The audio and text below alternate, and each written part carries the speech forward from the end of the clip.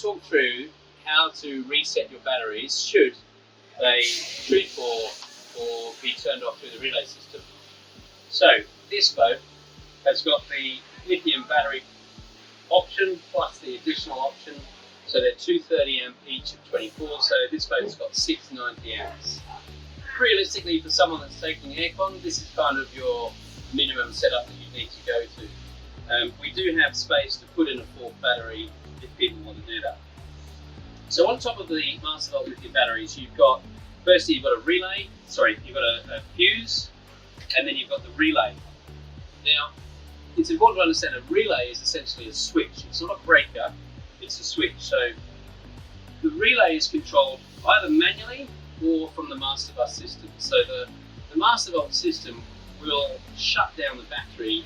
There's a few different scenarios that will make it shut down. Probably the most common one that people will experience is just the house bank becoming too low. So it's preset.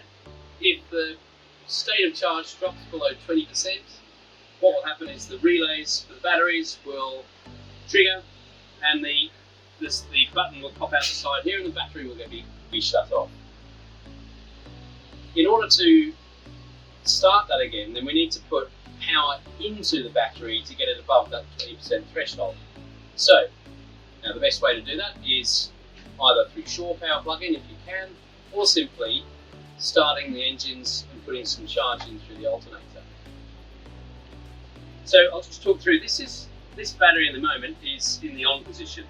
If I rotate the switch, you can hear it click and the relay button is popped out. I can't push that back in again, so if I'll manually rotate that and then I push the pin in again, I've just turned that battery on again. So all three batteries are in the on position. The fuse realistically is, it's huge on this battery, and the batteries can handle such a high draw on them, it's really unlikely that you're going to see this fuse go. So you've got the three house battery relays that are individual. They all feed into the main house relay switch, which is here.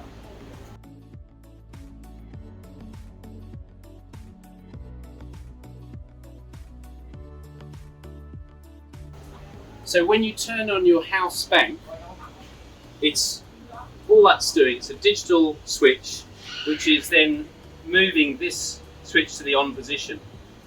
That then puts power to the three house banks in this case, which will normally have their relays in the on position. So essentially, you're really controlling this master switch with the battery switch up at the nav desk.